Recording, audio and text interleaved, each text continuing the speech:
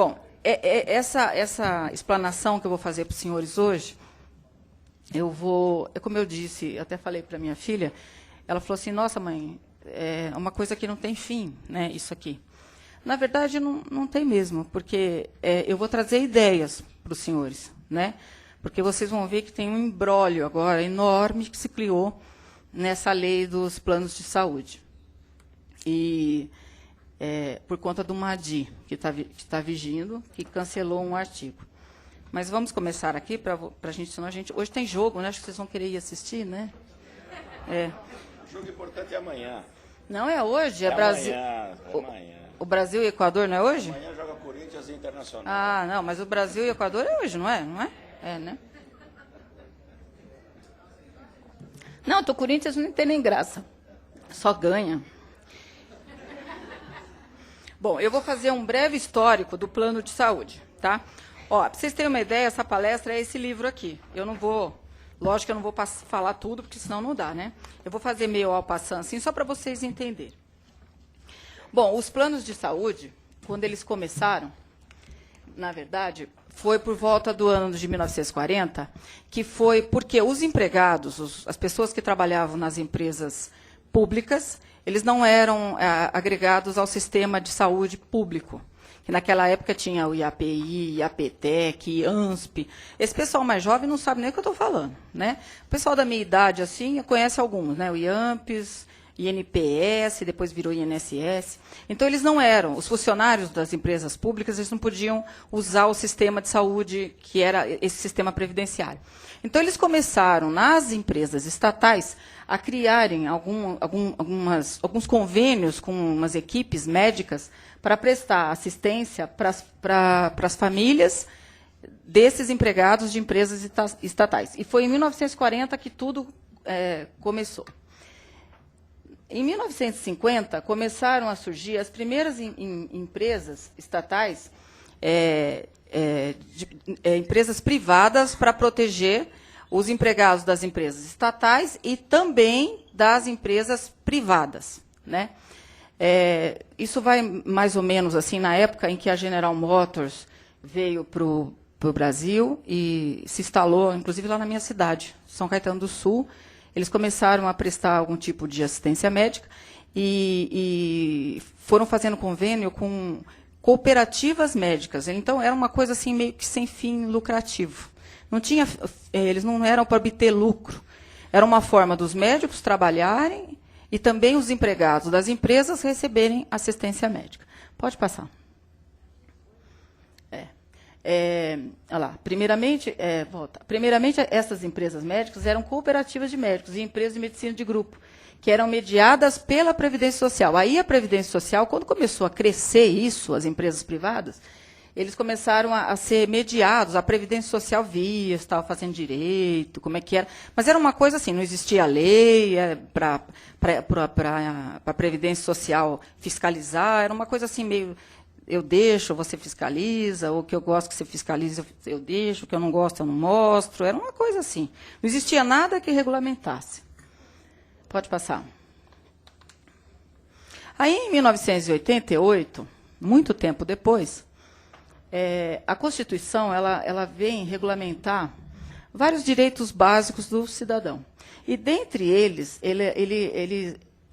o artigo 7º da Constituição, ele diz que um dos direitos básicos do trabalhador é ter direito à saúde, né? E estipulou lá que, dentre tudo aquele que está ali no inciso 4, tem o direito à saúde. Pode passar. E no artigo 6º, ele fala dos demais cidadãos, que são as pessoas que são crianças, as pessoas que ainda não trabalham, os aposentados, né? Inclusive o trabalhador, ele é englobado aí, que também fala do direito à saúde, que são os direitos básicos. Pode passar. Todos esses incisos da Constituição, ele se refere ao direito à saúde, né? Agora, o que merece hoje aqui um maior destaque é aqueles que eu sublinhei lá, 196, 197 e 199. A gente vai falar mais desse. Pode pular. 196, ele fala que a saúde é direito de todos e o dever do Estado, né? Garantido mediante políticas e tal. E ele fala que tem que ter o acesso universal e igualitário às ações e serviços para sua promoção, proteção e recuperação. Bonito esse negócio aí, né? Se fosse verdade, era melhor ainda. E o 197, ele fala que é de relevância pública, todas as ações e serviços de saúde cabendo ao poder público dispor, nos termos da lei, sobre sua regulamentação, fiscalização e controle, devendo sua execução ser feita diretamente ou através de terceiros e também por pessoa física ou jurídica de direito privado. Aí é onde entra a legitimidade do Estado fiscalizar as empresas. E aí vem, pode pular, o 199, ele regulamenta, ele vem e diz que a assistência à saúde é livre à iniciativa privada. As instituições privadas poderão participar de forma complementar no Sistema Único de Saúde, segundo diretrizes desse, mediante contrato de direito público ou convênio, tendo preferências às entidades filantrópicas e às sem fins lucrativos. Que a maioria, essas entidades filantrópicas, inclusive, a gente vê hospital filantrópico que não é muito filantrópico, né? Então, pois é. Eu já estou entendendo porque ela está aqui. Então, inclusive, olha esse parágrafo 2º. É vedada a destinação de recursos públicos para auxílios ou subvenções às instituições privadas com fins lucrativos. Aí você vê, tudo bem que está no 199, está falando de saúde, mas esse parágrafo ele é amplo, né?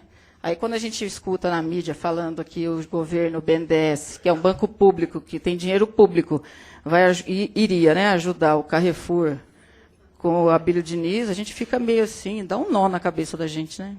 É meio estranho, né? Agora não, depois de... Eles tinham feito tudo certinho, aí o Casino começou a falar, todo mundo descobriu, né? A gente não ia nem descobrir, né? Se não tivesse falado. Alguém aqui ia descobrir? Ia pesquisar para onde o BNDES está mandando dinheiro? Quer dizer, saiu na mídia, agora não vai mais. Que bom. Pode pular. E tem mais uma coisa. Nesse artigo 99, ele fala que é vedada a participação direta ou indireta de capital estrangeiro na assistência à saúde. Aí, outro dia, eu vi numa reportagem dizendo que tinha uma empresa de saúde privada dos Estados Unidos que estava vindo para o Brasil implantar um sistema de saúde aqui, um convênio, né? Isso não pode, né? O que costuma acontecer, eles vêm através de um brasileiro, né? Eles pegam um brasileiro, faz uma filial com o brasileiro, é uma coisa... Pode pular. Aí, por conta desse artigo 199, veio essa lei 9656, que foi promulgada em 98, regulamentando os planos privados de assistência à saúde. Aí, com essa lei, que regulamentou 199, eu me lembro muito bem, porque na época eu já militava nessa área, tiveram várias medidas provisórias antes, isso foi muito debatido, a gente escutava assim, agora vai. Com essa lei, agora o consumidor, né, que é a grande maioria, vai estar bem protegido. Quando eu li essa lei, logo no início, quando ela foi promulgada, eu falei, meu Deus do céu, isso aqui não vai dar coisa boa, porque os planos de saúde, eles não vão engolir isso aqui.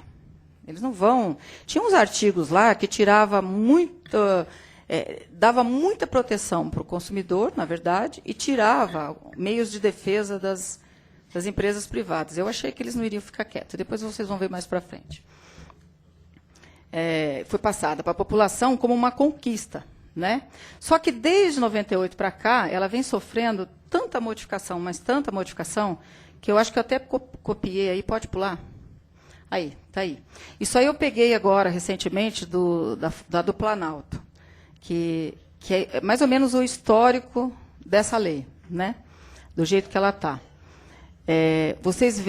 Se você pegar essa lei no site do Planalto, vocês vão ver a quantidade de risco que ela tem, de modificação. Ela é tão modificada, mas tão modificada, que para a gente que milita nessa área, é muito difícil até acompanhar as alterações que fazem, né? E eu quero confessar para os senhores que a maioria das alterações que vem sendo feitas nelas é em desfavor do consumidor. É muito triste, mas é verdade. Pode pular mais esse? Olha, tudo isso aí foram modificações. Modificações, alterações aí também. Pode pular? Pode pular. Aí, a cacetada final é essa aí. Aí teve uma ADI. A ADI, que é a mesma coisa que a DIN, não sei se vocês sabem. Antes a gente chamava de ADIM. Agora me disseram que é chique falar ADI. Agora é ADI. Tiraram o N. Eu não gosto do ADIM. Achava mais bonito. Mas agora é brega, tem que falar ADI. É chique agora, você fala ADI. Vê no site para você ver, eles estão falando lá que é ADI, tirou o N. A gente que é mais antiga, assim, a gente fala ADIM até hoje, mas isso que é brega. Eu estou mudando. Então, aí eles entraram, né, a Confederação dos Hospitais e dos Prestadores de Serviços, dos Planos de Saúde, blá, blá, blá, entrou com essa ADI, pedindo a inconstitucionalidade do artigo 35 e vários incisos, dizendo que era inconstitucional porque feria o direito adquirido e não sei o quê. Deixa eu só explicar para vocês o que fala esse artigo 35. Eu não sei se está aí, Harumi, pula aí. Está mais para frente? Tá. Bom, depois eu vou explicar, então, o que foi que aconteceu. Agora vamos falar da lei um pouquinho aqui. Essa lei 9656, que entrou em vigor em 3 de junho de 98, entre as benfeitorias trazidas aos usuários, a gente destaca a obrigatoriedade de oferecimento de plano de referência, a proibição da rescisão unilateral do contrato e a submissão dos reajustes anuais ao governo federal. Isso era antes da ADI, tá? Pula. Agora, o que é plano de referência? Porque algumas pessoas podem não saber o que é obrigado a oferecer isso. O plano de referência, no artigo 10 da lei, ele está bem didático. É uma cobertura assistencial, médico, ambulatorial e hospitalar, compreendendo partos e tratamentos realizados exclusivamente no território nacional, com padrão de enfermaria, centro de terapia intensiva ou similar, quando necessária, a internação hospitalar das doenças listadas na classificação estatística internacional. Essa classificação é o CID-10, de doenças e problemas relacionados à saúde, conforme a Organização Mundial de Saúde, respeitadas as exigências mínimas estabelecidas no artigo 12 da lei. Pode pular. Agora, as coberturas do plano de referência. É isso aí. Em resumo, seria a cobertura integral, após 24 horas do início da vigência do contrato, de todas as doenças listadas na Classificação Estatística Internacional de Doenças e Problemas Relacionados à Saúde, CID-10. Se vocês quiserem saber quais doenças são, algum dia, para ver, quando forem entrar com uma ação de um cliente, para ver se ele tem direito, se você digitar no buscador do Google CID-10, aparece a lista de todas as doenças quais são. Assim como todos os exames e tratamentos previstos no rol de procedimentos, publicados pela ANS. Tem também no site da ANS, também quais são os procedimentos, que são, além das doenças, são cirurgias, várias coisas, implantes de algumas coisas que algumas cirurgias são obrigadas a ter, de que tipo? Por exemplo, eu não sei se vocês já viram falar daquele stent. Alguém aqui já viu falar em stent? O stent, né, que antigamente chamava stent de guidante, agora tiraram o guidante, é só stent. E tem dois tipos, tem um que põe remedinho e tem outro que não põe remedinho. Esse stent é uma molinha que vai dentro da veia da pessoa, depois, assim, de uma certa idade, que nem a minha para frente, a minha, do Rui, assim. Aí, da Roseli também, o seu também. Então, aí a gente começa a ter problema, né? A veia começa a entupir, não sei o quê. Aí a gente faz uma tal de angioplastia e coloca as molinhas dentro, que essa molinha mantém a veia aberta. E cada molinha desta, da última vez que eu vi, custava em torno de 2.800, né, Ângela? Então, o nosso cliente colocou 8, E o plano disse que não ia pagar. Então, esse stents, ele faz parte do procedimento da angioplastia. Então, se você vê que no plano, está lá no plano básico de referência, está lá no rol da ANS, que o plano cobre angioplastia. Se cobre a angioplastia, cobre a colocação do stent. E isso o tribunal tem acatado, viu? Isso é muito fácil, bem facinho. E esse é só um exemplo que eu estou citando para vocês entenderem o que é o CID, o que é o rol dos procedimentos. A angioplastia é um procedimento, né? É muito comum, viu? É muito comum isso, e é muito comum eles dizerem que não cobre, porque o stent é prótese. Que prótese? É uma mola, né? E eles falam que é uma prótese. Aí não querem pagar, não, porque é caro. Tem um monte de coisa que eles não querem pagar. Eu não vou nem começar a falar, porque senão eu fico nervosa. Bom, então, deu para entender já o que é o plano de referência? Já deu. Então, pula, senão a gente não... A proibição da rescisão unilateral do contrato. Isso aí, dizem que essa lei 9656 trouxe esse negócio aí, que foi isso aqui. Já tinha, viu, gente, essa proteção. Isso aí estava no CDC, desde 1990, na Código de Defesa do Consumidor. Lá no Código do Consumidor, está lá, eles não podem rescindir unilateralmente o contrato. Isso já está lá faz tempo. Só que aí diz que estava aí, tá bom. Então, a gente sempre aprendeu na faculdade, vocês devem ter aprendido, que o que abunda não prejudica. Né? Então, se já tinha no CDC e veio na lei específica do plano, somou, beleza. O que vem para somar, tá bom. Então, diz que isso aí também é a proibição. Pode pular? Então. Esse aí, eu só pus um julgadinho aí para vocês verem como mais ou menos saem os julgados, né? Isso é uma apelação, que eles apelaram. Então, a ementa sai assim, saiu. Plano de saúde, contrato de seguro de assistência médica hospitalar desde 1987. Autora beneficiária do plano, cláusula de remissão, que prevê o usufruto gratuito da beneficiária pelo período de 5 anos. Em caso de falecimento do titular, formalização de novo contrato com a autora como titular, impondo valor elevado como mensalidade. Cláusula abusiva, proibição de rescisão unilateral da seguradora. Dano moral, ausência de abalo moral, que gera direito à indenização. Mero aborrecimento, recurso improviso.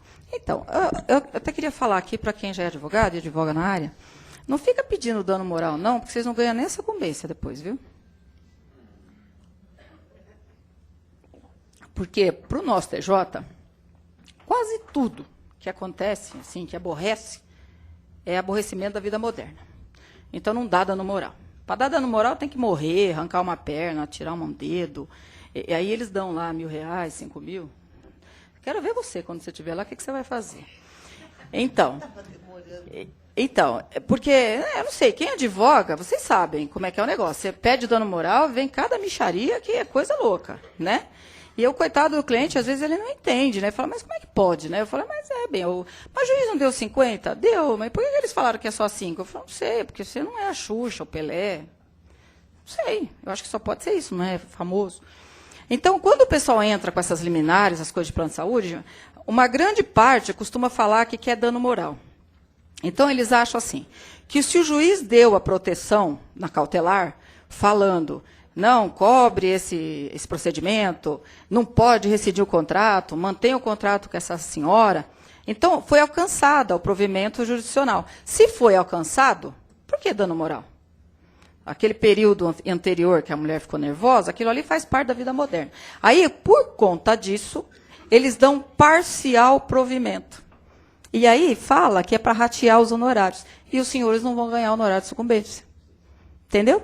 Então, é melhor não pedir. Porque se você não pede, porque eles não dão mesmo. É uma minoria que dá. Vocês podem procurar, que vocês vão ver que uma grande maioria não dá. Algumas câmaras dão, mas assim, coisas muito absurdas, né? Muito relevantes mesmo. A maioria não dá. Então, como eles não dão, e dão parcial provimento, vocês vão perder o honorário de sucumbência. E na maioria desses processos de plano de saúde, as pessoas não costumam cobrar o valor alto, porque o pessoal já está, ou é aposentado, ganha pouco. O advogado conta, na maioria das vezes, com o honorário de sucumbência. E se ele não ganha, ele tem um prejuízo financeiro. Então, não adianta pedir nesses casos. Você vê que aqui também foi negado. Esse caso aqui é uma coisa muito comum, que acontece muito com esse pessoal, geralmente um pouco mais velho. Porque o que acontece? Os planos de saúde, eles costumam ter uma tal de remissão para a viúva ou para o viúvo. O que quer dizer isso? O cidadão ele é associado ao plano através da empresa, tal, aí ele vem a falecer, né? Ou às vezes, nos planos individuais também acontece, mas isso hoje em dia é minoria, quase não existe plano individual mais, é tudo coletivo. Essa pessoa morre, a esposa tem direito a permanecer no plano por 5 anos. E ela fica remida, ela não paga. Ela não tem que pagar. O que eles fazem, o plano de saúde? Eles chamam a coitadinha da viúva, lá, aí ela vai, eles falam assim, olha, o seu marido morreu. O seu marido era o titular. E nós temos que fazer outro plano para a senhora, se a senhora quiser. Mas olha, ou a senhora aceita, ou a senhora vai perder todas as carências. Aí a criatura tem mais de 50 anos, já tem alguns probleminhas, aí ela acaba fazendo, vai pagar um absurdo, né? E eles querem rescindir aquele contrato. Eles não podem fazer isso. Essas liminares elas são impetradas no sentido de manter o contrato. E se os senhores virem lá no tribunal, tem muita jurisprudência nesse sentido. Da manutenção do contrato, da proibição da rescisão do contrato, em vários sentidos, né? A gente viu um caso, um tempo atrás, aí, que eles chegaram a falar para... O homem teve um AVC, estava na cama e dando muita despesa para o plano, porque tinha um home care funcionando com uma liminar. Eles mandaram uma carta para a mulher dizendo que ia cancelar o plano de saúde, porque o marido dela estava dando muito prejuízo. Umas coisas assim que a gente vê, a gente desacredita. É para desacreditar, sabe? Eu falo, não é possível, é muita cara de pau. Né? Me desculpa se tiver algum advogado aqui de plano de saúde, só que isso aqui é para consumidor que eu estou fazendo palestra. Então, é triste, viu? É muito triste. Pode pular isso aí. É a realidade, né? É uma coisa horrorosa. Outra, rescisão unilateral de apólice, descabimento. Olha que bonito. Ó. Aplicação do Código de Defesa do Consumidor, inteligência do artigo 51, inciso 4, que fala das cláusulas abusivas, né? Do Código de Defesa do Consumidor, e 422 do Código Civil, que é uma cópia, quase uma cópia. É abusiva a cláusula contratual que prevê a possibilidade de cancelamento unilateral do contrato de seguro, em caso de alteração da natureza dos riscos. O fato de a seguradora ter demonstrado seu prejuízo com a contratualidade não se mostra suficiente para configurar desequilíbrio. É o caso. O homem estava na cama, usando o home care, não sei o que, está dando prejuízo. Vamos cancelar o contrato. Então, é uma coisa assim, você fala, meu Deus do céu, e escreve na contestação. E escreve. Aí o tribunal tem que vir e escrever também. Que não importa se está dando prejuízo. Né? E a gente mostra o julgado, porque às vezes a pessoa fala, mas não é possível que um plano de saúde tenha a coragem e a disfarçatez de escrever um negócio desse. Mas escreve. Pode pular. Agora a gente vai falar dos aumentos das mensalidades nos planos individuais. Pode pular. Pergunta depois. Não ficou claro? Depois eu explico. Bom, a submissão dos reajustes anuais, isso aí também é outra conquista lá da Lei 9.6, segundo diziam. A submissão dos reajustes anuais ao governo federal, a ANS. Se vocês examinarem a lei, vocês vão ver que isso, do jeito que foi posto na lei, era para planos individuais, né? Para plano individual. O que é plano individual? Depois eu vou explicar. Então, todos os reajustes de mensalidades de planos individuais a serem procedidos nos meses de aniversário do contrato devem ser submetidos à ANS. Vou falar já desse ano, de 2011, no dia 8 agora, a ANS divulgou os reajustes para os planos de aniversário a partir de maio de 2011. Eles mandaram 7,69%. É isso porque não tem inflação, né? O índice máximo de reajuste para os planos de saúde médicos hospitalares, individuais, familiares, contratados a partir de janeiro de 99 e adaptados à lei.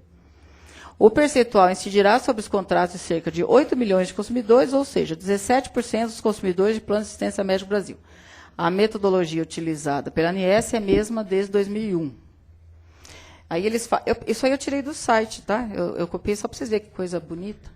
Aí ele fala ali que ao receberem os seus boletos, os consumidores devem observar se está escrito lá o percentual, etc. No boleto. Tem que estar lá. Aumento é 7,69. Eu nunca vi isso. Pode pular. Vamos para o próximo. Aí está mais isso lá. Na página da ANS está escrito assim: em caso de dúvidas, os consumidores devem entrar em contato com a agência através desse telefone aí. Boa sorte para os senhores, se vocês conseguirem. Ou na internet, nessa página. A internet parece que eles respondem. Tem um link, né? E tem os núcleos. Aí eu pus para vocês aí o núcleo de São Paulo, ó, é aí, nesse endereço aí.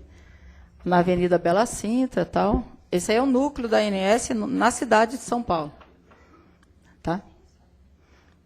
No site está a Avenida Bela Sintra, do que eu sei é rua. Esse foi copiado do site. Pula. Agora, como que é calculado o reajuste? Como deveria ser. Né? Isso tudo que eu estou falando para vocês é como deveria ser, tá? É a tese. O índice de reajuste autorizado pela ANS pode ser aplicado somente a partir da data de aniversário de cada contrato. O que é data de aniversário? Vocês têm que olhar lá a data que você fez. Foi a data que você fez, um ano depois fez aniversário. Né? E quando é coletivo, depois eu vou explicar do coletivo. Quando é coletivo, é a data do contrato lá principal.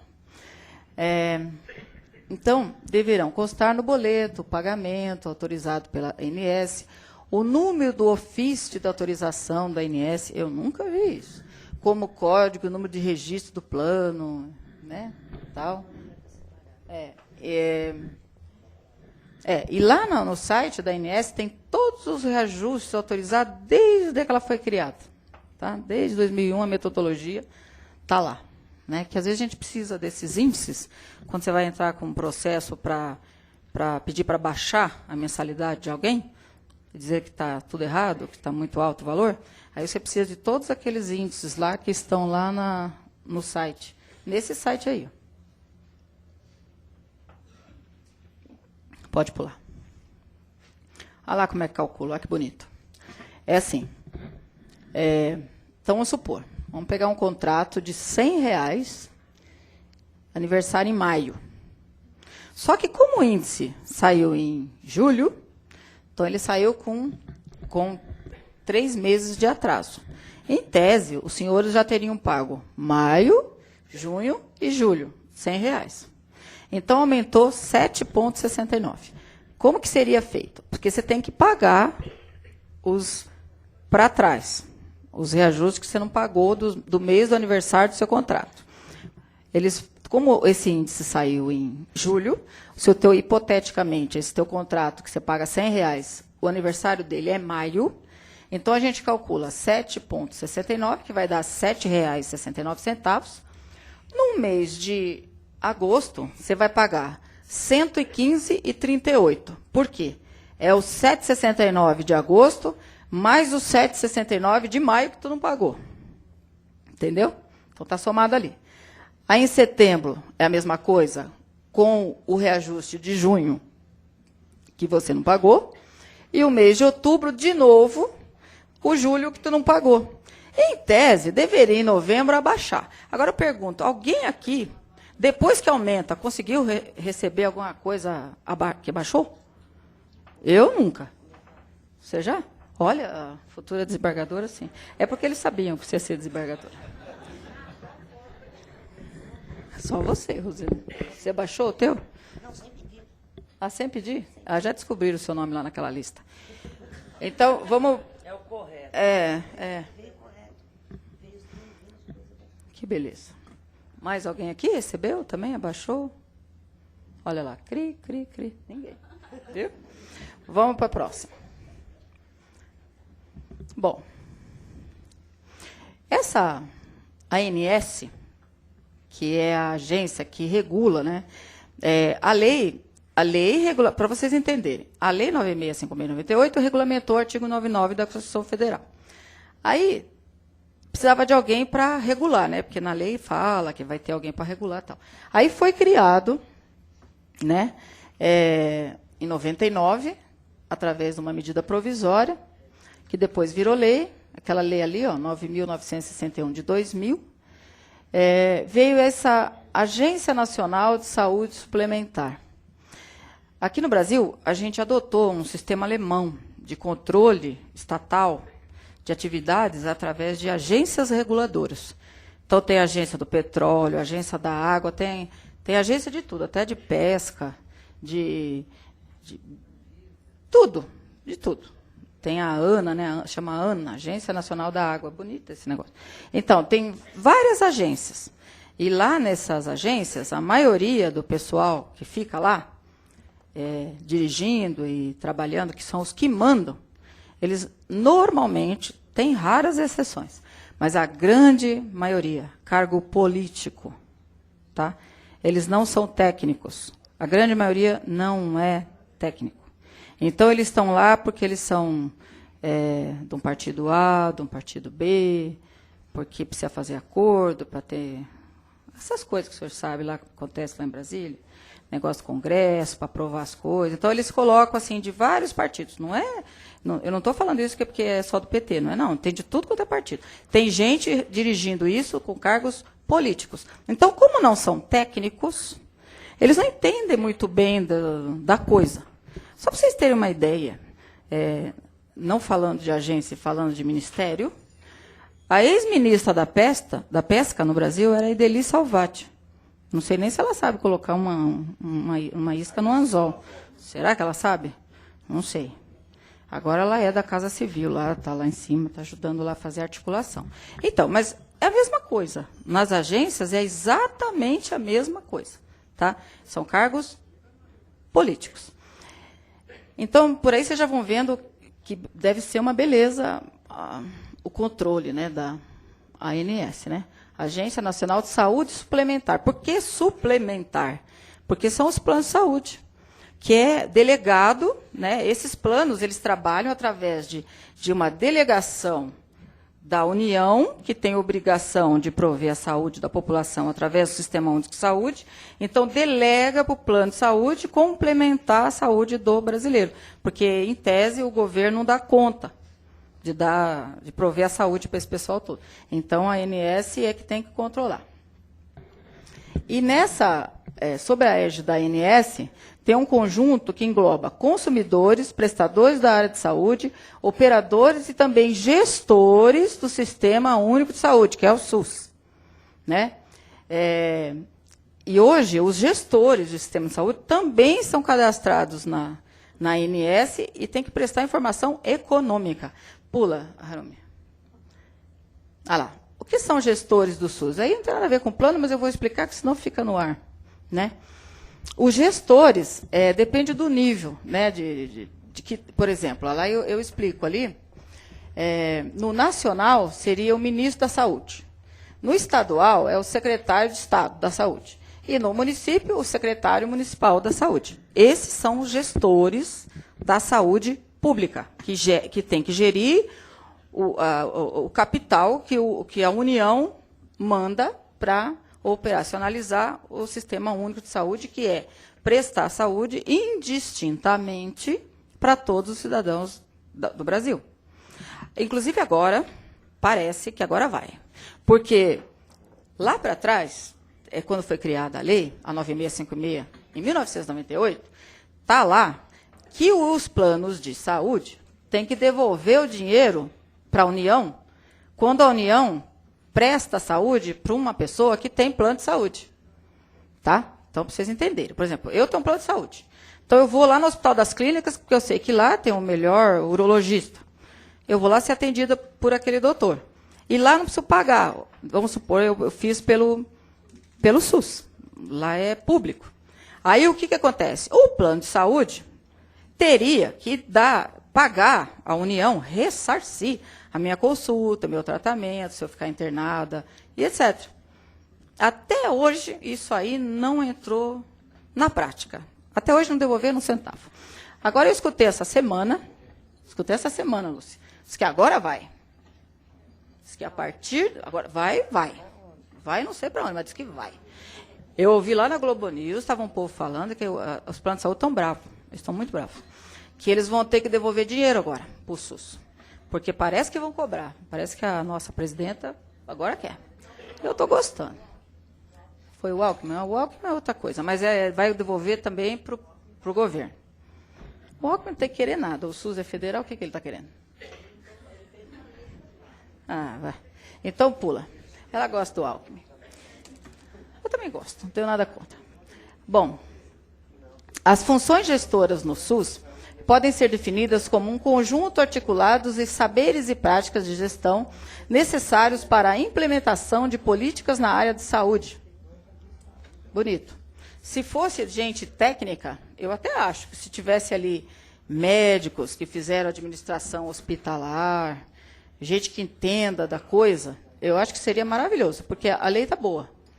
Mas, na verdade, é como eu disse, são cargos políticos. O camarada era mecânico, virou torneiro mecânico, era de um sindicato, aí ele vai gerir lá, ele é amigo de não sei quem, é da partida não sei o que lá, aí ele vai gerir o sistema de saúde. Fica complicado. Ele não entende nada de saúde, né? Às vezes não sabe nem o que estão falando para ele. Bom, aí eu identifiquei ali 4 grandes grupos de funções, que seriam macrofunções, gestoras na saúde. Que seria a formulação de políticas e planejamento. Vocês já imaginaram um negócio desse, uma pessoa que não seja da área fazendo isso? O financiamento da saúde pública, coordenação, regulação, controle e avaliação do sistema de redes e prestadores públicos de saúde privada. E a prestação direta de serviços de saúde. Tudo isso os gestores teriam que fazer. Eles teriam que planejar tudo isso aí, ou, no mínimo, ver se o pessoal subordinado a eles estão fazendo certo. Né? Isso aí é o correto. Pode pular. Eu vou fazer uma passada nisso também rápido, que é a adaptação dos contratos existentes antes da lei. Essa lei aí, no texto original, ela falava que teria que ser adaptado dentro de 90 dias todos os planos existentes anteriores à lei. Depois, ninguém fez nada, o pessoal alguns órgãos, né, de controle de atividades de fornecedores de serviço, tal, exemplo do PROCON, o IDEC, essas entidades protetoras dos consumidores, falavam ao pessoal, não se adapte que vai aumentar, não sei o quê. Então, foi instruído o consumidor para não se adaptar. Por quê? Porque não precisa, na verdade. Não tem necessidade. Porque está sobre a égide do Código de Defesa do Consumidor. Para que você vai entrar numa lei que vai onerar a tua mensalidade de uma coisa que você já tem? Você já tinha proteção. Né? Então, foi orientado todo mundo para não adaptar. Aí eles, como a maioria não adaptou, eles deram mais 15 meses, uma medida provisória, e depois falou que agora, então, é para sempre. Quando vocês quiserem, pode adaptar, quando tiver vontade. É mais ou menos assim. Aí ficou lá. Ficou indeterminado. Então, aí começou a ter validade indeterminada. E por que isso é muito possível? Porque a gente diz que o contrato ele é de trato sucessivo. O que quer dizer isso? O contrato de trato sucessivo ele se posterga no tempo. Ou seja, a cada nova mensalidade que você paga, o teu contrato está sendo renovado. Porque você está pagando. Eles não estão mandando boleto para você? Estão mandando. Então, está renovando seu contrato todo mês. Então, não existe esse negócio. Aí, às vezes eu vejo eles falando na contestação. Ah, mas ele não adaptou. E daí?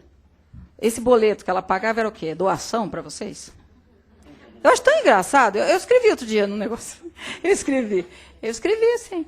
Eu escrevi, Excelência, o que seria os boletos pagos? Alguma forma de doação? Porque se o contrato não foi renovado e foi enviado o boleto, foi a título de quê? Não, gente, fala sério. É umas coisas assim que você tem que falar assim, porque dá um estado de nervo na gente quando você lê isso, que é absurdo, né? E eu acho, sinceramente falando, sabe, a advocacia tem que falar mesmo, porque não é possível, o juiz tem que entender. Ele tem que ler um negócio desse e falar, nossa, o povo está ficando bravo. Porque é verdade. O boleto era o quê?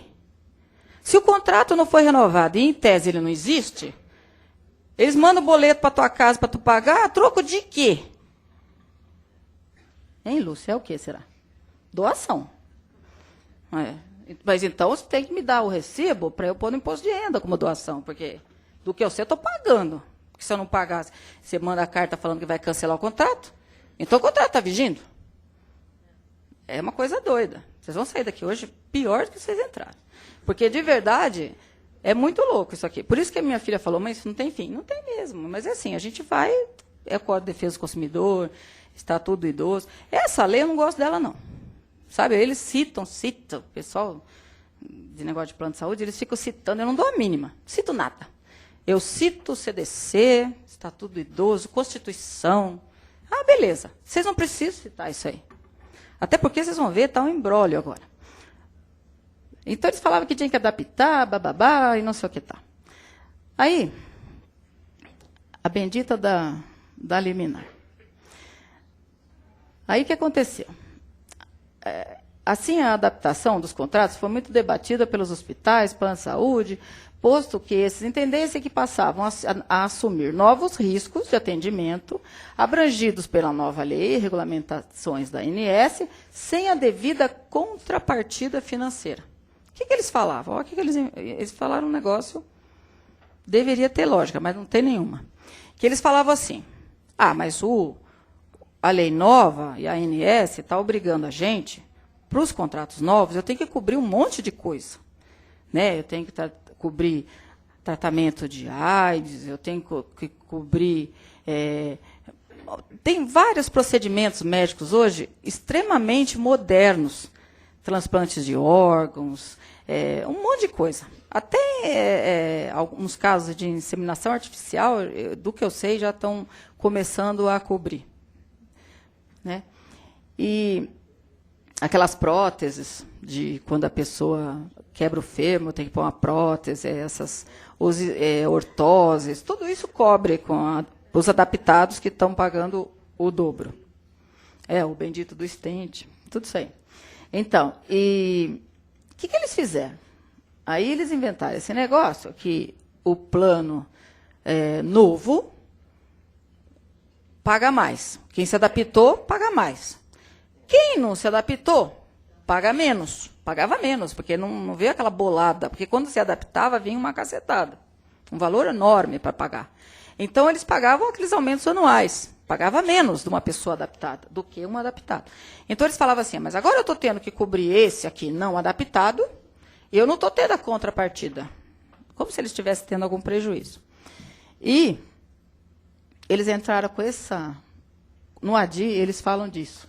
Essa Confederação Nacional de Saúde, aí, que engloba os hospitais, estabelecimentos de serviço de saúde, eles entraram com a ADI questionando a constitucionalidade e retroatividade da Lei 96, entre outros temas, por conta da medida provisória que alterou significativamente a lei anteriormente aprovada, que era aquela que falava, que adapta quem quer, esses negócios todos.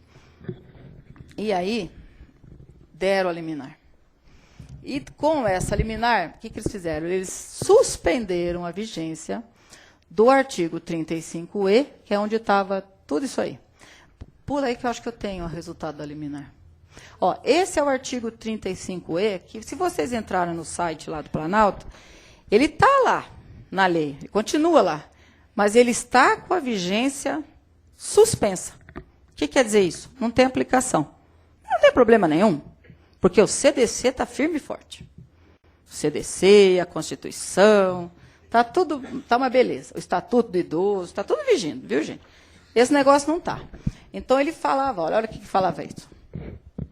Qualquer variação na contraprestação pecuniária para consumidores com mais de 60 anos de idade estará sujeita à autorização prévia. Com esse inciso 1, ele falava o quê? Que a pessoa maior de 60 anos não podia ter aquele aumento que quase que dobra o preço da mensalidade quando a pessoa completa 60 anos.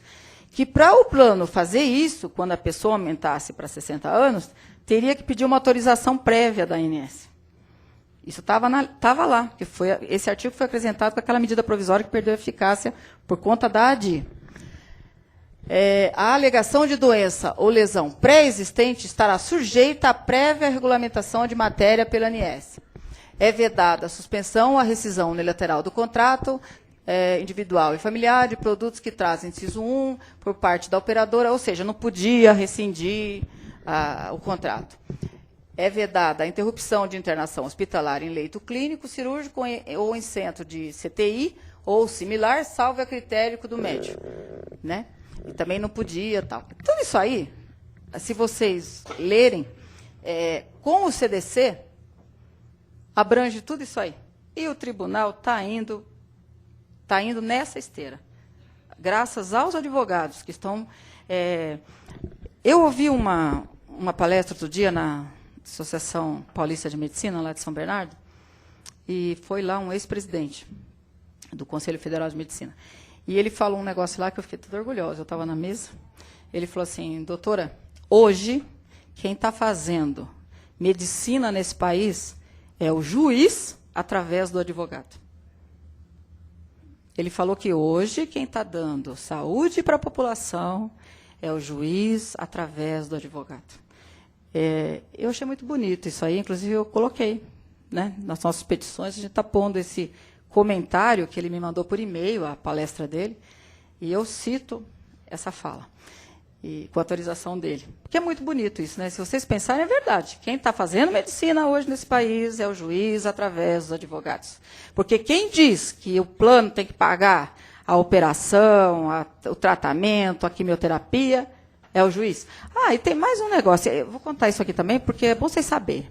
Inventaram um negócio agora, que é uma tal de quimioterapia oral. É o Elontinib. O princípio ativo do remédio chama Elontinib. Então, tem vários remédios, e tem o Tarceva, olha o nome da coisa, né? Parece coisa ruim, assim.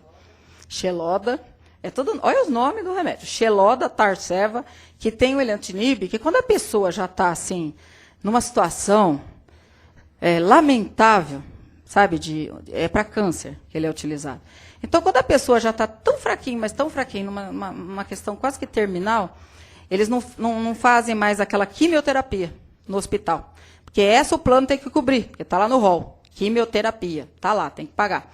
Então, o que eles inventaram? Eles pedem para o médico prescrever o Elontinib, que nada mais é do que a quimioterapia oral. A pessoa tem que tomar esse comprimido, né?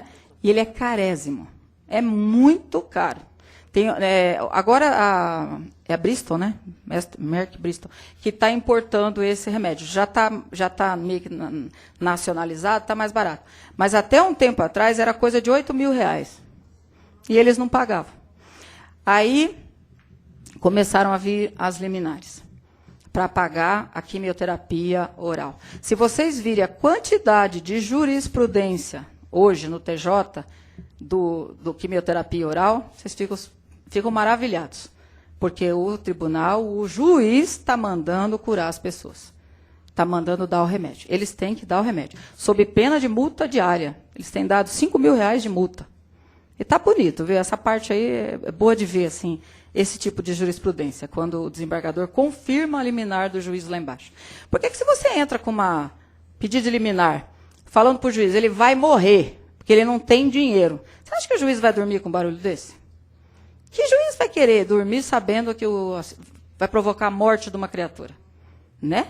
Eles dão, não querem nem saber. Eu conversei com o juiz lá da minha cidade, eu falei, nossa, o senhor é tão bacana. O senhor dá todas as liminares, doutor, né? Conversando com ele e tal. Ele falou, doutora, vou falar uma coisa para a senhora, do jeito que os advogados escrevem, se a gente não der, a gente não dorme. Eu falei, é mesmo? Eles falam que a pessoa vai morrer. Eu falei, morre mesmo. Porque essa pessoa está com câncer, de qualquer jeito, está terminal. Acho que vai morrer de qualquer jeito, eu acho. Alguns se salvam, né, com a fé. Quando tem muita fé, diz que salva. Eu vejo lá, naquele negócio daquele bispo lá que está milionário de madrugada, eu fico vendo lá. Valdomiro. Nossa, de madrugada é só milagre. O camarada estava no bico do corvo e ficou bom. Porque ele rezou lá para o bispo, deu dinheiro para ele e ficou rico. O bispo já não tem onde pôr dinheiro. Aliás, vi no jornal da minha cidade, lá de São Bernardo do Campo, lá no jornal, diz que o Valdomiro foi ontem se reunir com o Luiz Marinho. Ele vai apoiar o Luiz Marinho. E sabe o que o Luiz Marinho falou? Prefiro o apoio do bispo do que de 10 políticos. Viu? Lógico, o bispo fica a noite inteira na televisão, os políticos não ficam. Então, bom, mas brincadeiras à parte. O juiz falou isso, e é verdade. Por isso que tem que escrever. Eu acho que o advogado, ele não pode ter, nessa hora, tem que perder, sabe, aquele pudor de falar o que está sentindo.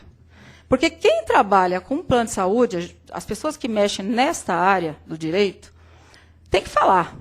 Tem que falar e pegar na ferida, enfiar o dedo e cutucar do juiz. Porque ele vê um negócio desse, ele fala, minha Nossa Senhora.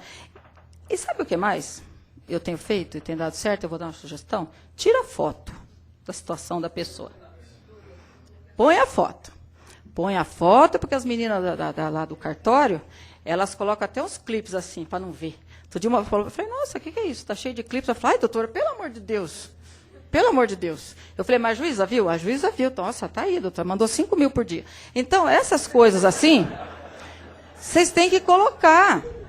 Não, mas tem que colocar. Porque se o advogado não coloca, o processo, eu falo para as pessoas, que o processo, ele é gelado. É uma folha com coisas pretas aqui, gelado. Quando você coloca uma foto colorida, esquenta. Isso fica quente. E quando fica quente, ninguém quer uma batata quente. Porque você pega ali, por exemplo, esse negócio de home care. Vocês sabem o que é home care? Viram falar? Home care? Porque quando... Não é quando não quer no hospital. É quando o plano já gastou muito no hospital. É? Barato manter em casa do que ficar... Só que eles não falam que vão pagar o home care. Eles falam assim... O coitado do médico, que o médico, eu tenho uma das minhas, eu tenho 4 filhos, um é médico, uma delas. É a ovelha negra da família, a única que não virou advogada. Então, essa aí, ela me conta como o médico sofre. Porque o médico é uma vítima do plano de saúde. Vocês sabiam que se o médico, por exemplo, vamos supor que essa moça bonita aqui, está com uma dor aqui, ela não sabe o que é. Aí ela vai lá, fala para o doutor, eu estou com uma dor aqui, eu não sei o que é. Ele falou assim, faz um raio-x. Por quê? Porque o raio-x é muito barato. Porque se ele olhar para ela e falar assim, olha, eu vou te prescrever uma ressonância magnética da sua barriga, que seria o certo, porque daí já mata qualquer dúvida. Joga uma pá de cal. Vamos ver o que está a barriga da moça até no avesso. Né? Descobriu o que você tem, mas não pode. Porque se ele não pedir a porcaria do raio-x, que na verdade a maioria deles é uma coisa branca, que não sei nem como é que eles veem alguma coisa ali, ele é cortado do plano. Ele não pode fazer isso. Então ele começa a pedir aqueles paliativos, aqueles exames assim, que não... Ele mesmo, coitado, ele fala, minha Nossa Senhora. Aí ele tem mais um exame para pedir. Né? Aí ele não pode pedir. E se a pessoa chega e fala, doutor, mas eu tenho um primo que está estudando medicina, ele falou que o senhor tem que pedir não sei o que lá. Não, mas não é do seu caso, não pode. A maioria, assim, que precisa trabalhar para o plano, eles não pedem, eles têm medo. Porque eles são quase que escravos. Né? Quando você vai nessas palestras de médicos, que eu costumo frequentar, porque eles gostam, que eu falo essas coisas, eles gostam. Então, eles me chamam para ir lá falar, para ver se dá coragem para os mais jovens. Porque eles têm que se rebelar. De vez em quando, outro dia, fizeram uma passeata. Eu falei, nossa, agora vai 2 dias e pararam. Eles têm medo, eu não sei o que acontece. Né? Eles não conseguem se rebelar. E com isso o povo não consegue ter a medicina que precisa, de ponta. Por quê? Porque a medicina ela evolui, ela está evoluindo de uma forma. E aí o plano vem e fala assim, mas isso aí não está no rol. Se não está no rol, é porque o rol é de uma burocracia enorme que não acompanha o desenvolvimento científico. Mas aí o que o advogado faz? Eu me lembro de um caso, de um tal de embolização de miomas. Alguém já ouviu falar disso? Embolização? Embolização de miomas. O que é isso? Por exemplo, a mulher, ela tem um útero policístico lá, tudo parece uma peneira. A coitada tem, assim, todo mês hemorragia, dores horríveis, pelo menos uma parte do mês, uma coisa horrorosa. Aí ela vai lá, o que eles mandam fazer? Aquela tal de esterectomia, arrancar o útero da pessoa e joga no lixo. Por quê? Porque é mais barato. Não precisa fazer isso. Tem esse procedimento. Isso é uma embolização de miomas, que é o quê? Do que eu sei, tem um médico que faz aqui em São Paulo, uns 213, e já está no rol, já está na AMB, né? Está lá, e no rol dos tratamentos reconhecidos. O que faz essa embolização? Ela mata, por exemplo, tem um furinho aqui, lá, no útero da moça. Aí eles matam todas as veinhas que tem em volta, para não irrigar essa feridinha, vamos dizer assim. A feridinha vai morrendo, aí vai vindo a parte boa do útero, vai indo, acaba. E a pessoa consegue ter filho, consegue ficar com o útero, porque não é toda mulher que quer tirar o útero, né? Porque diz que dá um monte de problema arrancar o útero, envelhecimento precoce, um monte de coisa. Mas eles querem que o médico arranque o útero, porque é mais barato. Essa embolização é cara. Aí eles vêm e falam assim, mas isso não está no rol. Agora já está. Até uns anos não estava. Então a gente falava assim, não está no rol porque o rol é burocrático, porque o rol não acompanha a ciência médica. Então o advogado é que faz a jurisprudência, é que faz as coisas funcionarem, né? Tem que escrever. E tem que parar com esse negócio que não está na lei. Porque o advogado não foi feito para seguir lei. Quem foi feito para seguir lei é juiz. Ele não pode julgar além do pedido, do que você escreveu, né? Julgar em desconforme com a lei, às vezes até pode.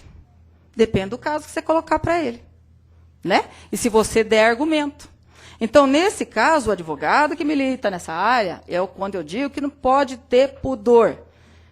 Pudor de falar a verdade, de falar o que é, do que a pessoa está sentindo, o que aquele ser humano está sofrendo, né? A foto. É uma beleza. Uma pessoa saiu lá, está na UTI, cheio daquela ascárie, que chama aquele monte de ferida que dá no calcanhar, aqui, atrás, as caras, aquelas coisas. Eu acho horrível isso aí. Essa coisa. É umas feridas, uns buracos, assim, que fica aparecendo até o osso, a carne. Aí o que acontece? A pessoa está lá. Aí já não está lá, teve um AVC, não sei quantos meses. Aí eles não querem mais deixar no hospital. Fala, leva para casa. Aí eles chegam para a mulher, para o filho, quem fala, nós vamos fazer um treinamento, como é que você vai fazer para limpar aí a traqueostomia? Como é que você vai fazer para dar injeção, se ressuscitar? No susto, porque não tem máquina, né? E como é que você vai fazer aí? Aí a pessoa fala, mas não, senhora, mas tem que mandar gente lá em casa. Não, mas não cobre home care. Home care. Cuidado em casa, não cobre. Como não cobre? Não cobre. Só o seu plano não é adaptado. Seu plano é velho, está adaptado, não cobre home care. Cobre, sim. Cobre. Está lá no artigo 5º, a dignidade da pessoa humana. Não está lá? A pessoa não tem que ter, ainda que seja para morrer, tem que ter dignidade. Então, invoca a Constituição, fala, põe as fotos. Põe a foto da ferida, põe a foto do cara lá. Com aquele negócio aqui. Entendeu? Porque daí o juiz vê aquilo, o que o juiz faz? Ele fala, minha nossa, como é que essa velhinha, põe a foto da velhinha. Como é que ela vai cuidar desse homem nessa situação? Porque o juiz, acho que ele imagina, já pensou se eu estiver numa situação dessa e eu não tiver um enfermeiro? Eu vou ficar lá, na situação, né? Precisa. Aí o juiz manda, viu? Home care 24 horas, com enfermeira, aquele povo que fica fazendo exercício, como é que chama? Fisioterapia, a enfermeira, médico vai 2 vezes, 3 vezes por semana na casa, vê como é que está a pessoa, os aparelhos, manda tudo, manda tudo, é uma beleza. Basta liminar, né? Não, a Prefeitura de São Caetano dá, mas não é todo mundo aqui que é de São Caetano. Tem gente que não é. Né? A maioria não dá, né? Então, precisa pedir para o plano de saúde dar. E eles têm que dar. Né? Aliás, se a pessoa não tem plano de saúde, vocês têm que processar a Prefeitura, viu? E o Estado. Tem uns casos tão engraçados assim, contra o Estado. Teve um advogado, eu estou vendo ele lá no fundo, ele entrou com uma liminar, não vou falar seu nome, ele entrou com uma liminar pedindo para dar uma maquininha para o Estado. A Secretaria da Saúde do Estado de São Paulo dá uma liminar para colocar uma maquininha numa criança de 10 anos de idade, E vocês podem entrar que eles estão, viu? É uma maquininha que vai injetando insulina em criança diabética. Porque é desumano, né? Você pegar uma criança diabética, ficar enfiando agulhinha nas pernas, nos braços, na barriga o dia inteiro. A criança vai para a escola, a mãe não está com ele, essa criatura come uma bala escondida. E aí, depois de uns anos, ele começa a ficar cego, porque dá cegueira, um monte de coisa. Essa maquininha é uma beleza. Ela tem um tipo de um catéterzinho, ela tem um cinto, ela fica na cintura da criança, e cada vez que precisa, ele injeta um pouquinho de insulina na criança. Então, se a criança vai para a escola, come uma bala, entra um remedinho. Então, já está equilibrado. Equilibra, né? E aí entrou. Aí deu. O juiz aqui de São Paulo mandou dar a máquina para o menino, que na época acho que custava 13 mil reais, se eu não estou enganado. Mandou dar a máquina. E não dava a máquina. Pois ele não queria, mandou o juiz prender o secretário de saúde por desobediência. O juiz mandou prender. Ele saiu com o papel e não achava um delegado para ir com ele prender o secretário. Ninguém foi. Foi desse jeito. Ele queria prender o secretário. Saiu lá de São Caetano, pegou o papel e falou, agora eu vou prender o homem. Eu falei, minha nossa. Eu conheço esse advogado. Você conhece advogado? Conheço esse advogado. Advogado jovem, é bonito de ver. Ainda mais agora que ele está em forma, né? Então. Com liminar, viu? Deram a liminar para ele. Emagreceu também com liminar. Com liminar. Então, aí... O que significa dizer que a medida judicial é auto-aplicável? Auto-aplicável, causa própria. Aí, o que acontece? Ninguém conseguiu prender. Aí, depois que ele tentou, andou uns 2, 3 dias tentando prender a pessoa, eu falei para ele assim, olha, você não acha que você devia ir lá conversar na secretaria? Procura a secretária desse homem. Ele foi. Aí ele conversou com a secretária, disse que era uma moça boa e tal. Deram a máquina. A criança está com a máquina, acho que até hoje. Está com essa máquina, né? Então, isso é uma das coisas bonitas que a advocacia faz, dando saúde para a pessoa, né? Tudo bem, é uma criança aqui, outra criança lá, um velhinho lá, outro lá. Mas eu vou falar para vocês, olha, é tão bom quando a gente faz esse tipo de coisa e você consegue ver o fruto do seu trabalho. Sabe, você se sente, é meio engraçado, a gente se sente meio, não Deus, assim, porque já é demais, né? Mas a gente se sente, assim, meio privilegiado, poderoso. Olha, aí é uma coisa gostosa, você ganhar dinheiro de sucumbente de plano de saúde. Mas é um dinheiro abençoado. Você ganha R$1.000, você faz tanta coisa com esse R$1.000 que vocês vão desacreditar. Porque é um dinheiro bendito, esse dinheiro vem de Deus. É verdade. É que nem ganhar dinheiro de banco. É uma delícia, né? Sucumbente de banco. É um dinheiro bendito. É verdade. O duro, eu fico imaginando esses advogados de banco que ganham dinheiro de sucumbente de pobre. É uma desgraça, é um dinheiro maldito, não serve para nada. Ele compra um carro, o carro é roubado. Né? Não rende. Não rende. Rouba o carro, bate. É só desgraça. É só desgraça. Agora, sucumbência de plano de saúde é uma delícia. É muito bom. É bom demais. Bom, esse é o artigo 35, que foi suprido lá. Pode pular, a gente não sai daqui hoje. Isso tudo que estava lá, que está tudo com a vigência suspensa, tá? Mas não causa prejuízo nenhum. Pode pular? Essa aí é a decisão, né? Essa é a pauta de julgamento. Eu quero ler a liminar, que é uma coisa. Aí, ó, a ementa. Essa é a ementa da ADIA. Ação direta de inconstitucionalidade, lei ordinária 9656/98, planos de seguros privados de assistência à saúde, medida provisória 1730/98, preliminar de legitimidade ativa, inexistência. Porque tinha uma preliminar lá que eles falaram que não tinha. Que a entidade que estava defendendo os consumidores disse que aquela confederação não tinha, eles falaram que ela tinha legitimidade sim. Ação conhecida, inconstitucionalidade formais e observância do devido processo legal, ofensa ao direito adquirido e ato jurídico perfeito. Aí ele fala que... Pode pular? Lá. Prestação de serviço médico pela rede do SUS a instituições conveniadas em virtude da impossibilidade de atendimento pela operadora de plano de saúde. Ressarcimento à administração pública mediante condições pré-estabelecidas em resolução internas da Câmara de Saúde, complementar, ofensa ao devido processo legal, alegação improcedente, norma programática pertinente à realização de políticas públicas, conveniência e manutenção da vigência da norma. Essa parte que eles queriam tirar também da lei, eles não conseguiram. Então, nessa liminar, eles disseram que eles têm que devolver o dinheiro para o SUS. Até hoje, essa liminar de 2013, viu? Vocês têm uma ideia? Isso já vão lá quase 8 anos. Eles não devolveram nem um centavo até agora. Parece que vão começar. E aí eles falam que viola o ato jurídico perfeito, o artigo 35, parágrafo 1º e 2º, que foi acrescentado, que é o artigo 35G, que está no item 6, nos incisos da medida provisória, incidência da norma sobre cláusulas contratuais pré-existentes. Aí ele vem, ação conhecida para suspender a eficácia até decisão final da ação. E até hoje não tem decisão dessa ADI. 8 anos. E essa liminar está vigindo. Aí ele fala aqui que é isso aí. Pode pular? 35E. Então, ele foi mudado de G, foi para E, que também mudou, que também saiu, porque foi suspensa a eficácia do 35E, que depois virou G.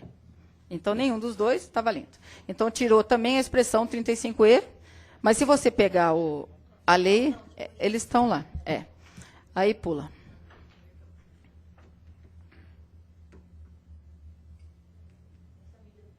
Essa é a medida provisória que falava o que eles tinham que fazer, que eles tinham que oferecer obrigatoriamente. É aqueles planos lá que eu falei que não deu certo. Pode pular? Então, aí vem lá. Aí, por conta desse liminar, criou-se um imbróglio judicial, onde parte da jurisprudência vem acatando a tese de que no contrato não adaptado não haveria a obrigatoriedade do oferecimento de plano referência e tampouco a aplicabilidade do Estatuto do Idoso, porquanto posterior à Lei 96. Os julgados atualmente estão em todos os sentidos, contudo, a imensa maioria dos julgados estão em socorro à hipossuficiência dos idosos, resolvendo pela ilegalidade dos aumentos das mensalidades, com base no Código de Defesa do Consumidor e do Estatuto do Idoso. Pode pular que eu quero mostrar algumas coisas. Esse aqui é o artigo, esse está vigindo, o 35G, está firme e forte na Lei 9656/98. Ele fala, aplicam-se subsidiariamente aos contratos entre usuários e operadores de produtos de que trata o inciso 1 e parágrafo 1º do artigo 1º desta lei, as disposições da Lei 8.078/90. Está expressamente consignado que se aplica o Código de Defesa do Consumidor. E também não precisava, porque já estava, antes já aplicava, pelo artigo do Código de Defesa do Consumidor, que é o artigo 2º e 3º, que é quando tem remuneração, aplica-se o Código de Defesa do Consumidor. E o contrato de plano de saúde tem remuneração. Então, é uma atividade de consumo, de prestação de serviço. Pode pular? Aí é o Estatuto do Idoso. Esse Estatuto do Idoso, que é uma conquista das pessoas maiores de 60 anos, ele foi promulgado em outubro de 2003, portanto, posterior à lei dos planos de saúde. Agora vocês vão perguntar, mas por que você está falando isso?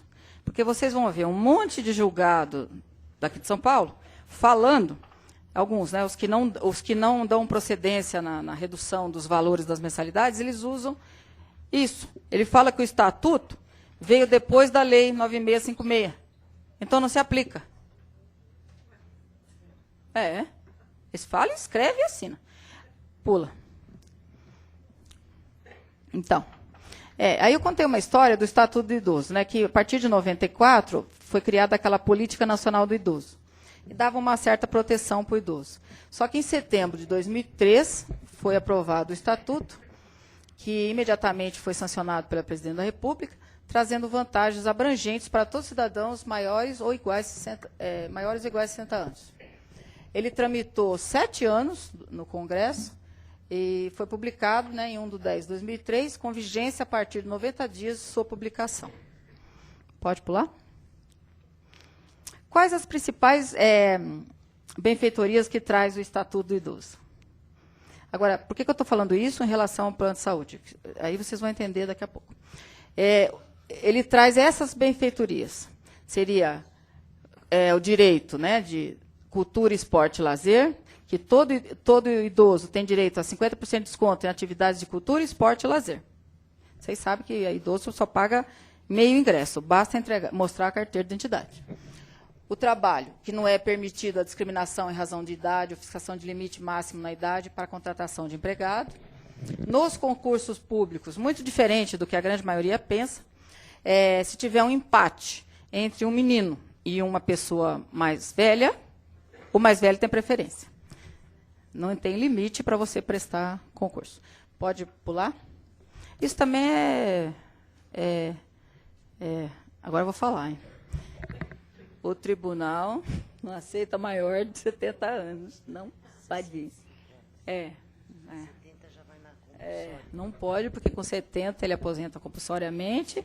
Até 65 eles não aceitam. Entendeu? Então, nem prestem concurso, porque ia perder tempo. Meios de transporte coletivos. É assegurada a prioridade do idoso no embarque, no sistema de transporte coletivo.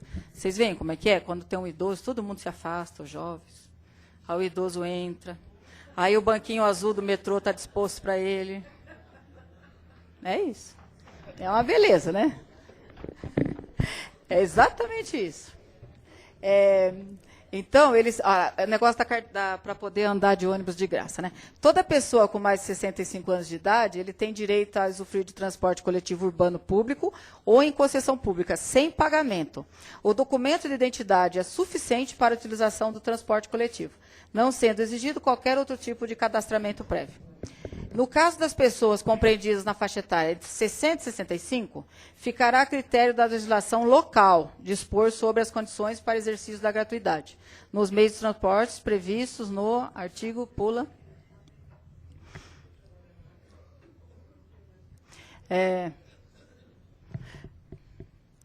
E tem também, olha, esse aqui também é bonito de ver. Outro dia um senhor estava reclamando comigo, que ele foi comprar lá e não quiseram dar passagem para ele.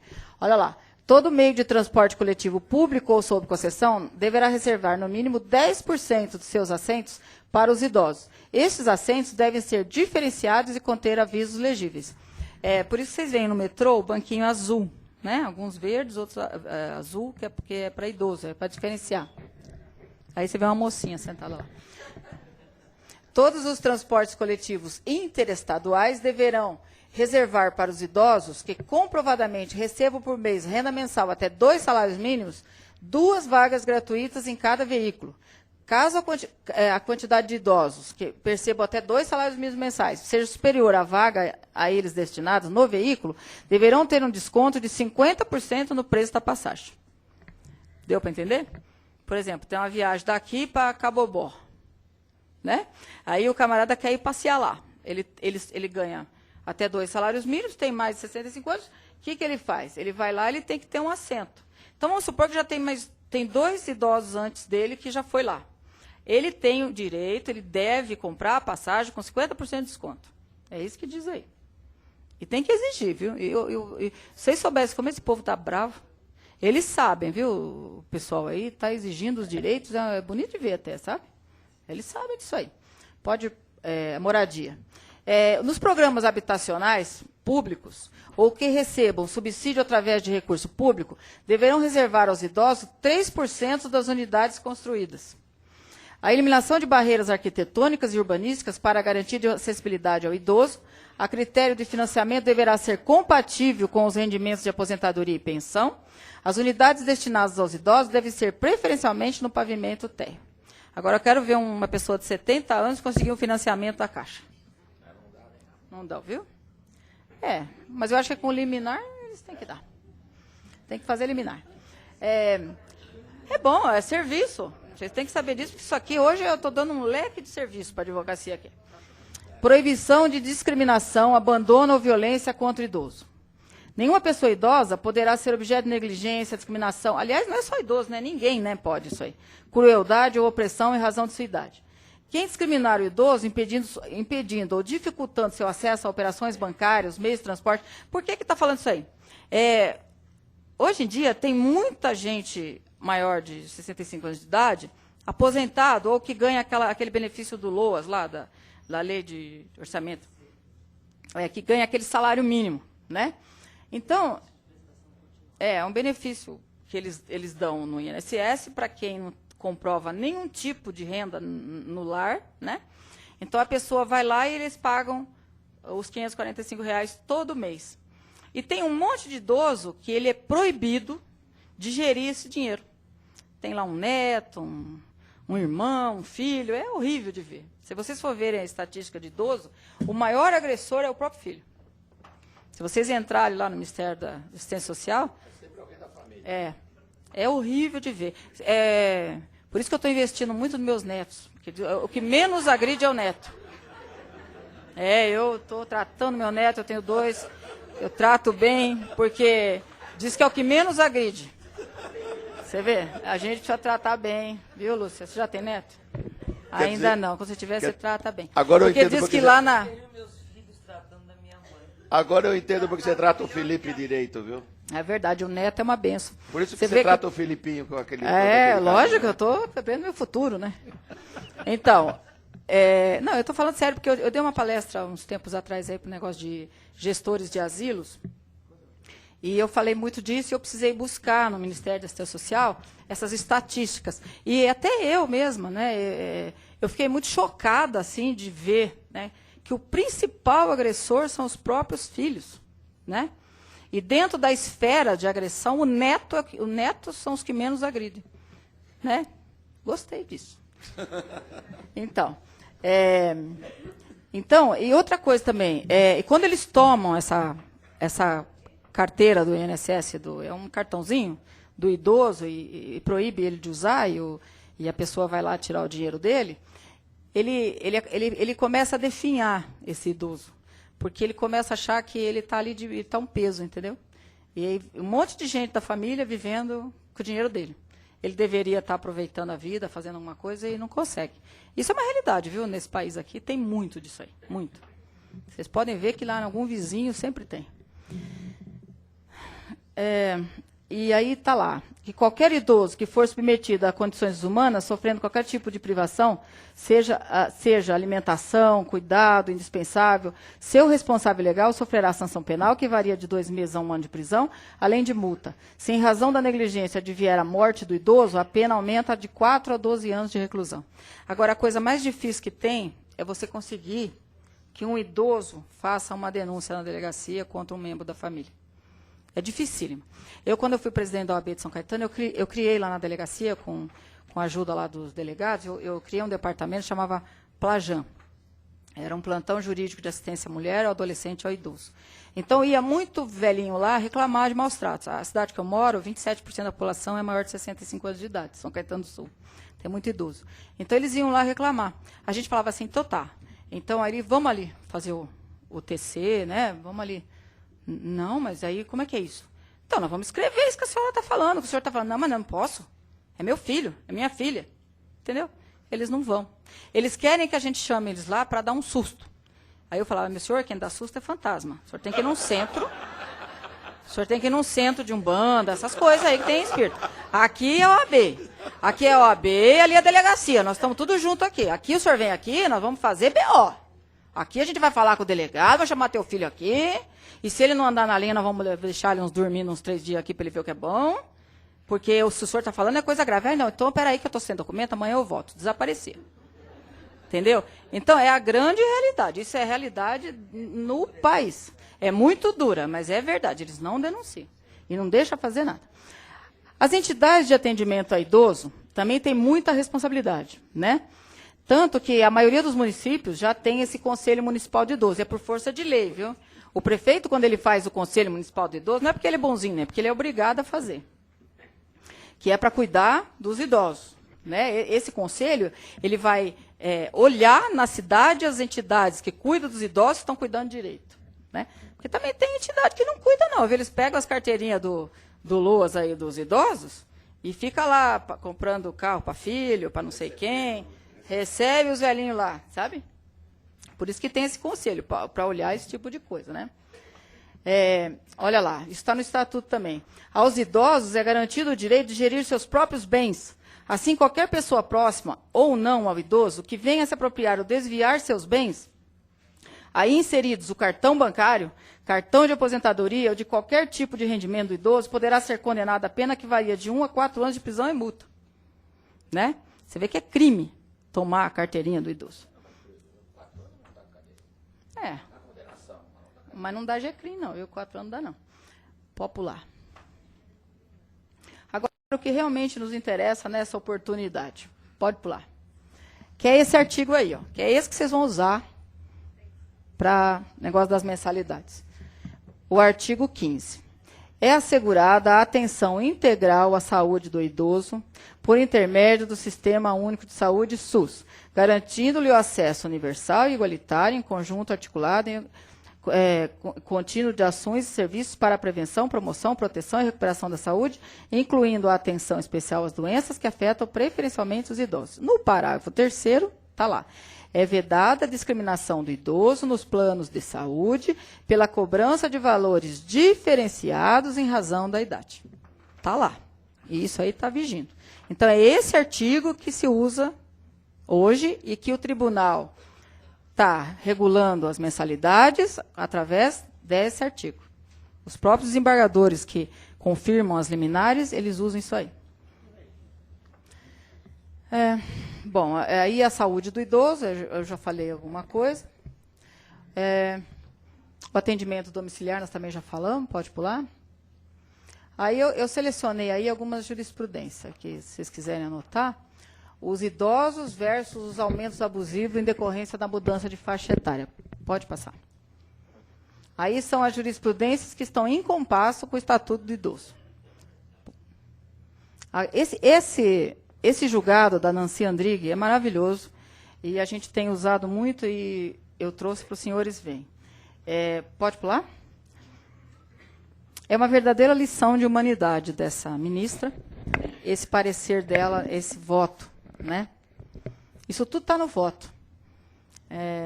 Ela fala lá, ó, vedada a discriminação em reação da idade. Se o implemento da idade que confere à pessoa a condição jurídica de idosa realizou-se sob a égide do Estatuto do Idoso, sobre a égide do Estatuto do Idoso, está vigindo, não estará o consumidor usuário do plano de saúde sujeito ao reajuste estipulado no contrato por mudança de faixa etária. Pode pular. Enquanto o contratante não atinge o patamar etário pré-estabelecido, os efeitos da cláusula permanecem condicionados a evento futuro e incerto, não se caracterizando o ato jurídico perfeito. Por que ela está falando isso? Porque os planos de saúde, eles falavam assim, se a pessoa, quando o Estatuto do Idoso entrou em vigor, ele já tinha 60 anos, então está beleza. 60, 65, então já está dentro que não pode aumentar. Agora, se ele ainda não tinha 65 anos quando o Estatuto entrou, não pode. Pode um negócio desse? Ou seja, só vai servir para uma meia dúzia de velho lá, que já tinha 65 anos quando eles estão em vigor. Nós todos aqui estamos fora. É umas coisas assim, é tão absurdo que a gente olha e fala, minha Nossa Senhora, não é possível. E eles falam e escrevem. Aí ela fala, a Nancy fala, apenas como reforço argumentativo, porquanto não pré-questionada a matéria jurídica, ressalte-se que o artigo 15 da lei tal faculta a variação das contraprestações pecuniárias estabelecidas nos contratos de plano de saúde em razão da idade do consumidor, desde que estejam previstos no contrato inicial as faixas etárias e os percentuais de reajustes, incidentes em cada uma delas, conforme normas expedidas pela ANS. No entanto, o próprio parágrafo único do aludido dispositivo legal veda tal variação para consumidores com idade superior a 60 anos. Pula. E aí vai. Deixa eu pegar o fim lá para ver o número para vocês anotarem. Olha, está aí. Ó. É esse RESP aí. Ó.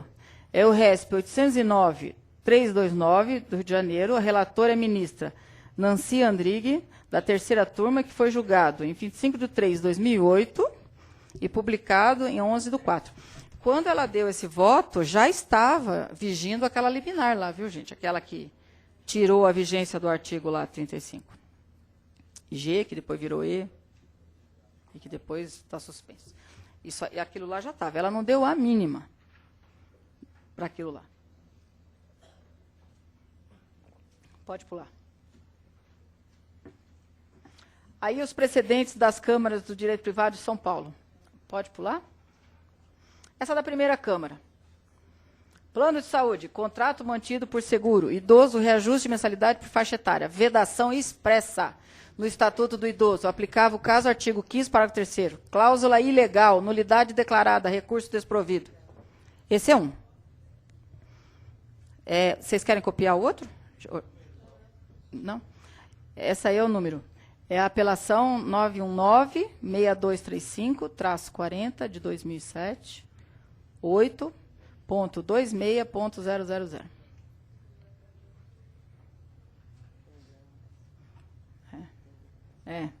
Agora, para colocar lá, tem que pôr mais um 0, que senão não entra. A próxima. Esse é da... Pula para o segundo. Essa é da segunda Câmara.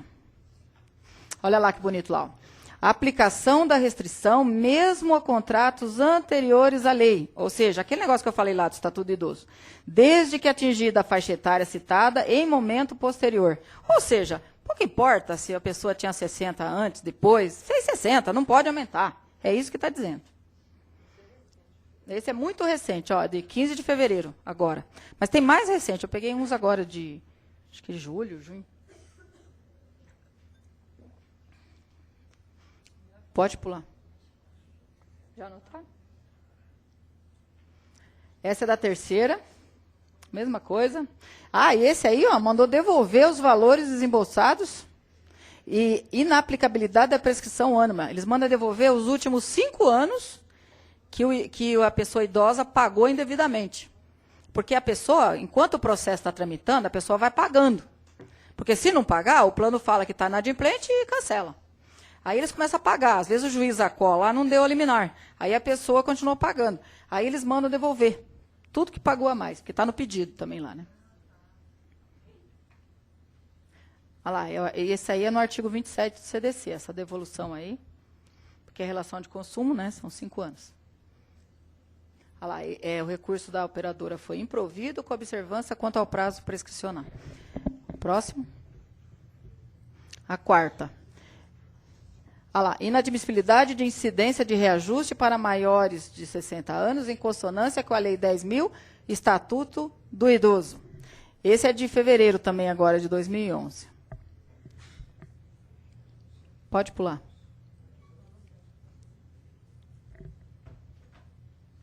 Pode pular. Estão anotando?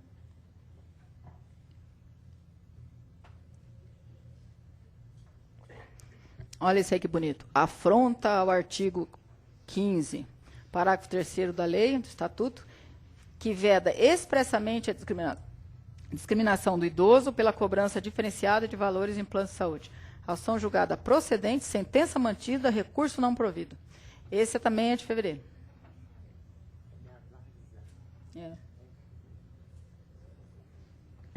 Peguei direto do site. Olha lá, de novo, ó, incidência do Estatuto de Idoso, especialmente parágrafo 3º do artigo 15, que veda a cobrança, também de fevereiro.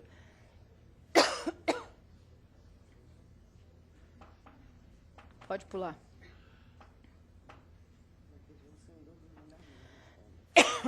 Eles dão devolução. Não, essa não deu a devolução. Tem uns que dão, tem uns que não dão. Esse é da 8ª. Onerosidade excessiva, beneficiário com mais de 60 anos, aplicação do Código de Defesa do Consumidor e princípios de proteção ao idoso. Sentença mantida, recurso improvido. Também de fevereiro.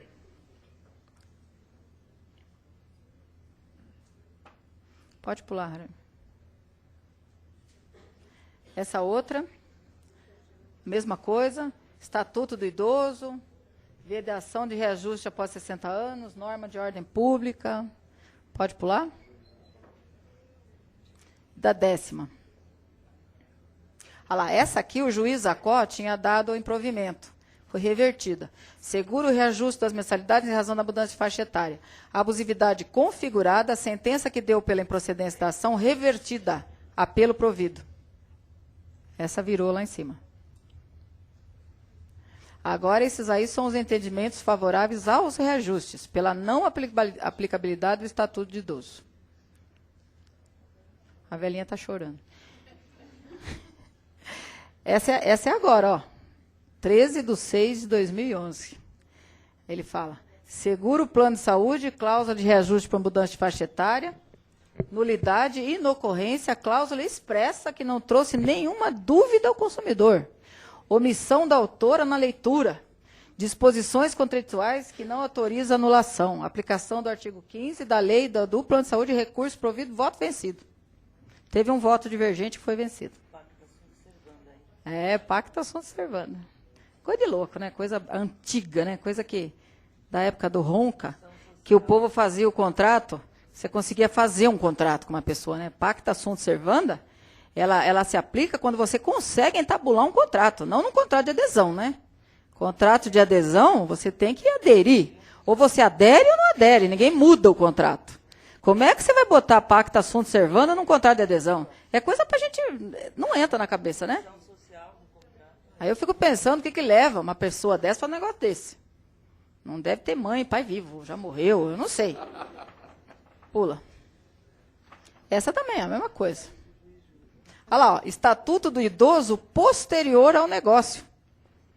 Você viu isso? É porque quando essa criatura fez o plano de saúde, esse idoso, o estatuto do idoso não estava vigindo, e aí o estatuto do idoso veio depois da lei do plano de saúde, é aquela coisa lá que eu estava falando.